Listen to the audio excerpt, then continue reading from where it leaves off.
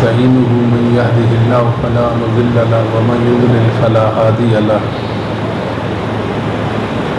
أشهد أن لا إله إلا الله وحده لا شريك له وأشهد أن محمدا عبده ورسوله أعوذ بالله السميع العليم من الشيطان الرجيم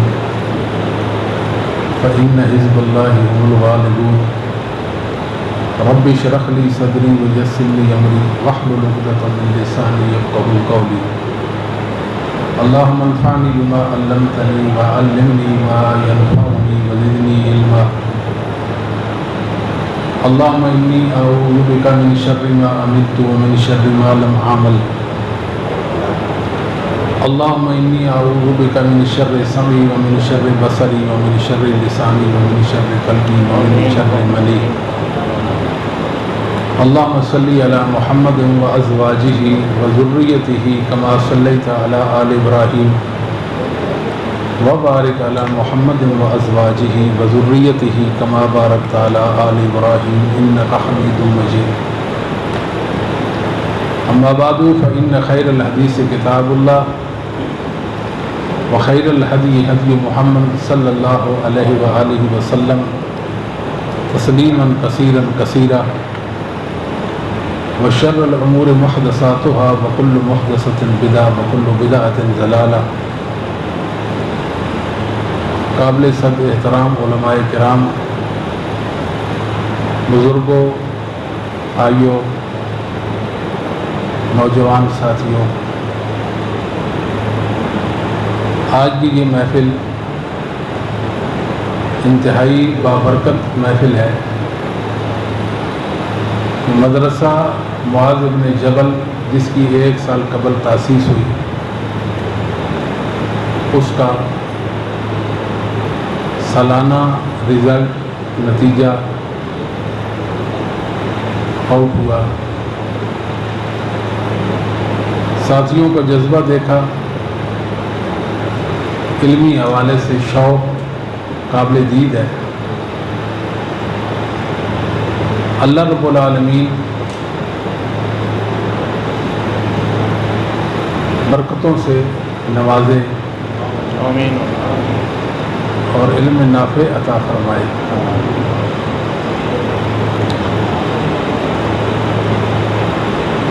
یہ بات خوش کر دیتی ہے، اللہ رب العالمین نے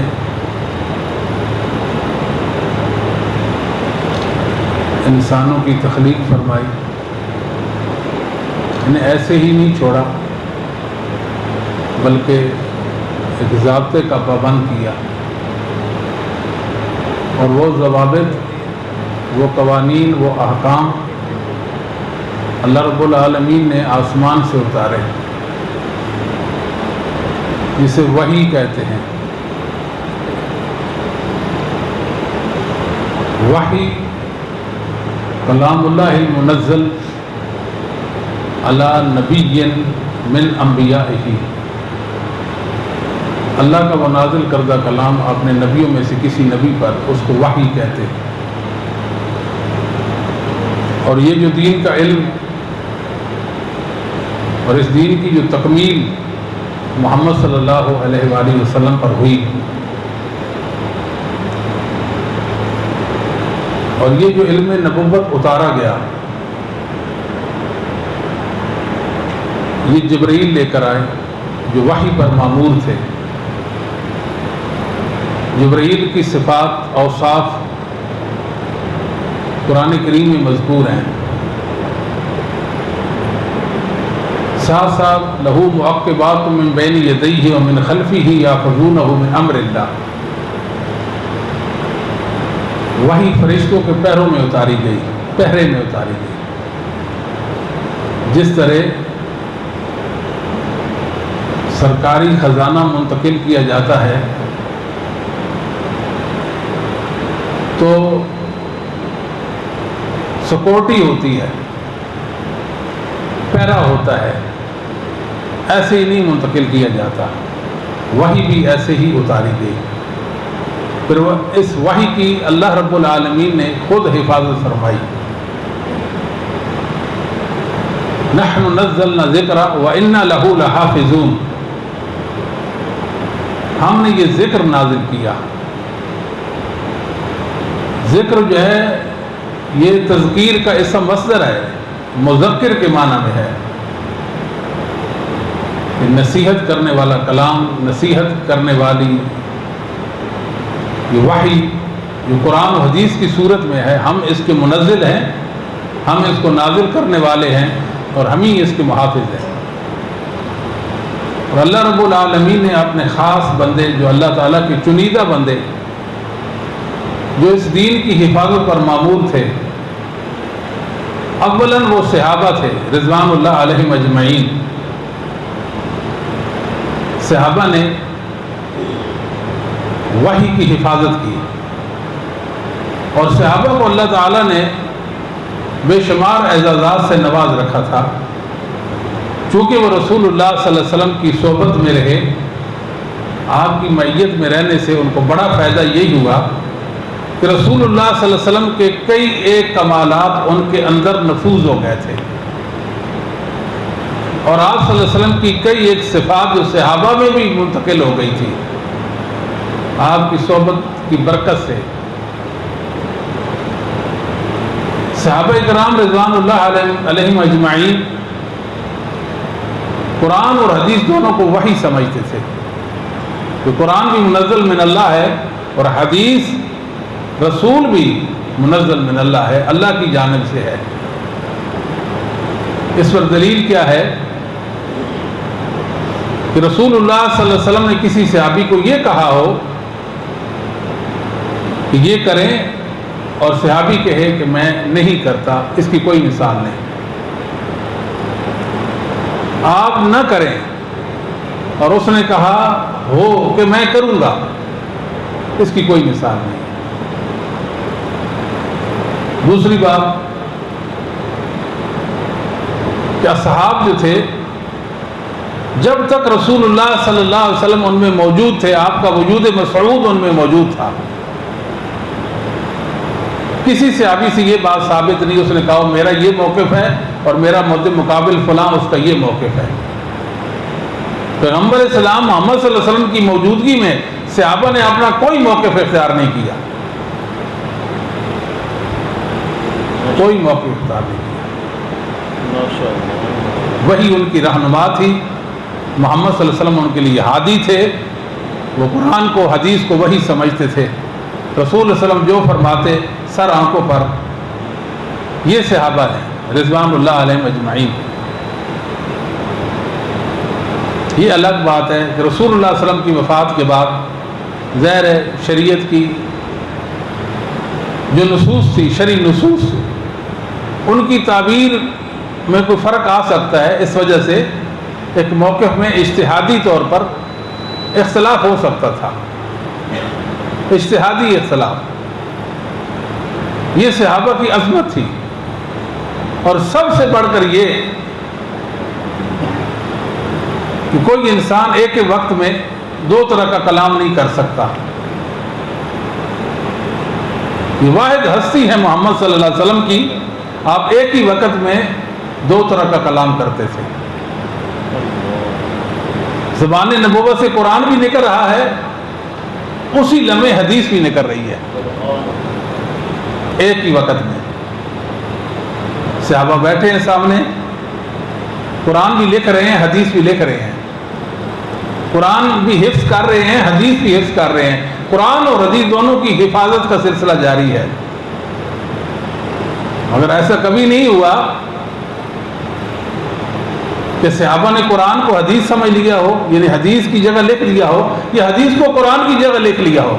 اس کی کوئی مثال، کوئی ریکارڈ ہی نہیں ہے کہ صحابہ محمد صلی اللہ علیہ وسلم کے مزاج شناس سے آپ یہ جو گفتگو فرما رہے ہیں یہ کلام اللہ یعنی قرآن کریم یا آپ صلی اللہ علیہ وسلم کا فرمان ہے. یہ فرق صحابہ کر سکتے تھے اور کوئی نہیں کر سکتا.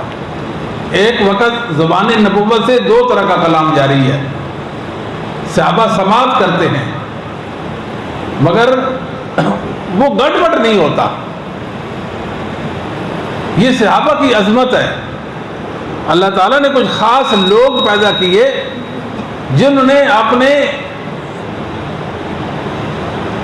عمل کے ساتھ دین کی حفاظت کی.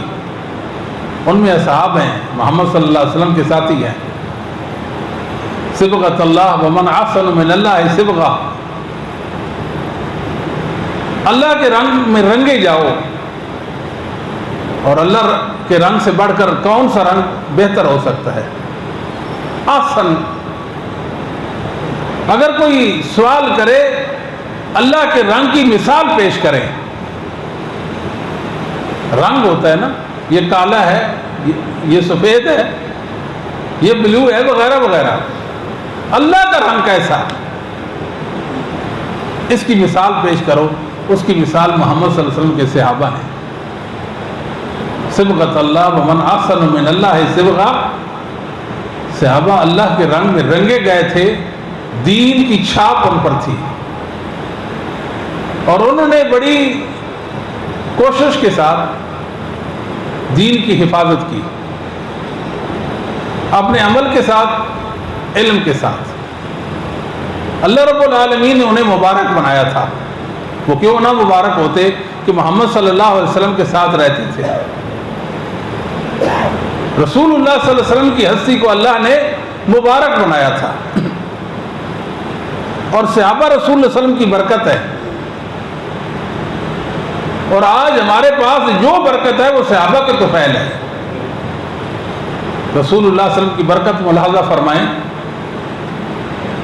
نماز فجر پڑھی، سورج طلوع ہوا، آپ نے جمرہ کیا، واپس آئے، 63 اونٹ اپنے ہاتھ سے ذبح کیے. 63 اونٹ اپنے ہاتھ سے ذبح کیے، حلق کروایا، مکہ گئے، طواف کیا، واپس آ کر نماز ظہر منا میں پڑھی. دنیا کے 10 پہلوان کبھی ہیکل انسان جمع کریں، محمد کریم صلی اللہ علیہ وسلم جیسا عمل اتنے وقت میں نہیں کر دکھا سکتے. یہ برکت ابو ہریرہ کو نصیب ہو گئی تھی. لوگ کہتے ہیں نا سیدنا ابو ہریرہ رضی اللہ تعالیٰ کے حوالے سے، کیا وہ کھاتے نہیں تھے، پیتے نہیں تھے، سوتے نہیں تھے، ان کی ضروریات زندگی نہیں تھی کہ 5000 سے زیادہ انہوں نے حدیثیں روایت کر دی ہیں. یہ بات بھی یاد رکھیں، جو ابو ہریرہ رضی اللہ تعالیٰ کی احادیث ہیں، جن کو احادیث کاؤنٹ کیا جاتا ہے، وہ ایک حدیث کی 10 20 30 سندیں ہیں. حدیث تو ایک ہے نا، سندیں 30 ہیں. اور ان کو اگر سندوں کو حدیثوں میں شمار کر دیا جائے، یہ کل 1400 حدیثیں بنتی ہیں ابو ہریرہ رضی اللہ تعالیٰ کی. اور 1400 میں سے 500 تو ضعیف ہیں، ثابت ہی نہیں ہیں، جو ابو ہریرہ رضی اللہ سے منقول سندیں ہیں یا ان سے روایت سندیں ہیں. 900 صحیح حدیث کے ابو ہریرہ رضی اللہ تعالیٰ راوی ہے. سن 7 ہجری میں مسلمان ہوئے، اور 11 ہجری کی ابتدا میں نبی پاک صلی اللہ علیہ وسلم کی وفات ہو گئی. ابو ہریرہ کو سب سے زیادہ رسول اللہ کی احادیث روایت کرنے کا شرف نصیب ہو گیا. یہ برکت تھی ابو ہریرہ. اور وہی برکت اللہ تعالیٰ نے ائمہ مسلمین کو، ائمہ ہدیٰ کو، محدثین اعظام کو عطا فرمائی تھی. کمال اللہ نے ان کو برکت دی تھی. سبحان اللہ، جو ہماری سمجھ سے بالا ہے. امام بخاری رحمۃ اللہ علیہ کی برکت دیکھیں. آج بھی دنیا میں بخاری کی برکت موجود، قیامت کی صبح کو بھی برکت موجود ہوگی، اور قیامت کے بعد بھی بخاری کی برکت ہوگی. علامہ ابن ابی العز حنفی رحمہ اللہ تعالیٰ نے شرح عقیدہ طحاویہ میں یہ بات لکھی ہے. محدثین مبارک تھے، ان کا علم مبارک تھا. محدثین مبارک، ان کا علم مبارک تھا. بخاری اگر دیکھا جائے تو سب سے چھوٹی کتاب ہے، تکرار کو حذف کریں، سب سے چھوٹی کتاب. کوئی 2300 حدیثیں بنتی ہے ساری، بخاری کی بھی تکرار کے بغیر ہے. اسی طرح امام ترمذی دیکھیں، جو امام بخاری کی برکت ان کی شاگرد ہے. جامع لکھی، جامع حدیث لکھتے ہیں، باب قائم کرتے ہیں، حدیث سے نیچے لاتے ہیں، فی الباب لاتے ہیں. کبھی کبھی 10 فی الباب میں حدیثیں لاتے ہیں. مسند احمد بڑا ذخیرہ حدیث ہے، بڑا۔ اگر امام ترمذی رحمۃ اللہ علیہ کی فی الباب احادیثوں کے متن کو بھی ذکر کر دیے، سندوں کو ذکر کر دیا جائے تو مسند الامام احمد سے بڑی کتاب، اتنی بڑی کتاب بن جائے، اتنی بڑی کتاب۔ امام ترمذی اتنی سمودی، ایسے ہے کہ نہیں؟ اتنی بڑی کتاب کو اتنی چھوٹی کتاب بنا دیا۔ یہ برکت تھی ائمہ کی۔ امام احمد بن حنبل رحمۃ اللہ علیہ کی مسند بڑی مسند ہے، مسانید میں سب سے بڑی مسند امام بن حنبل کی ہے۔ دنیا میں 3 انسان ایسے تھے جنہوں نے مسند الامام احمد حفظ کر رکھی تھی، ایک استاد ہے اور 2 شاگرد ہیں۔ استاد کا نام ہے ابن تیمیہ، شاگرد کا نام ہے ابن قیم ابن کثیر۔ تینوں کو مسند احمد حفظ تھی۔ آپ دیکھیں تفسیر ابن کثیر پڑھیں، ابن قیم کی کتابیں پڑھیں، ابن تیمیہ کی کتابیں پڑھیں، واضح نظر آتا ہے یہ لوگ مسند احمد کے حافظ تھے۔ یہ برکت ہے، ائمہ کی برکت، محدثین کی برکت تھی۔ امام اجلی رحمہ اللہ تعالی دواوین اسلام یعنی شاہ ستہ میں ایک روایت بھی ان سے نہیں ہے، ایک روایت بھی نہیں۔ امام یحییٰ ابن معین فرماتے ہیں تاریخ بغداد میں کہ امام اجلی احمد ابن حنبل کے پائے کے امام ہیں۔ امام یحییٰ بن معین رحمہ اللہ تعالی نے زندگی میں کچھ نہیں لکھا، ایک حرف بھی نہیں لکھا۔ بیٹھے ہوتے، شاگرد پوچھتے اس حدیث کے بارے میں آپ کیا کہتے ہیں، اس راوی کے بارے میں کیا کہتے ہیں، آپ فرماتے جاتے، اور ان کے شاگرد جو تھے نوکے قلم پر لاتے آپ کے علم کو، قلم و کرتاس کے حوالے کرتے۔ آج امام یحییٰ ابن معین کا علم اتنا حیثیت رکھتا ہے جرح و تعدیل کے حوالے سے، اگر امام یحییٰ ابن معین کا علم نکال دیں جرح و تعدیل کا فن دھڑام سے نیچے گر جائے گا۔ یہ برکت کس کی ہے؟ یحییٰ ابن معین رحمہ اللہ تعالیٰ کی ہے۔ اللہ نے محدثین نظام کو کمال کی برکت دی۔ یہ ایک موضوع ہے نہ ختم ہونے والا، لا متناہی سلسلہ ہے۔ یہ محدثین کے پاس برکت ہی برکت تھی، برکت ہی برکت تھی۔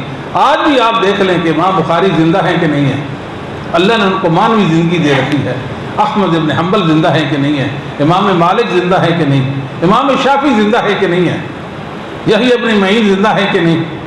ائمہ حدیث، ایک ایک امام حدیث کا امام محدث دنیا میں موجود ہے، زندہ ہے، اس کا علم بھی موجود ہے دنیا میں، اس کا عمل بھی دنیا میں موجود ہے، دین کے حوالے سے ان کی خدمت اور کوشش بھی زمین پر زندہ ہے۔ آج بھی امت کی رہنمائی کر رہے ہیں، کل بھی امت کی رہنمائی کریں گے، اور آخری انسان کی بھی رہنمائی ائمہ محدثین کریں گے۔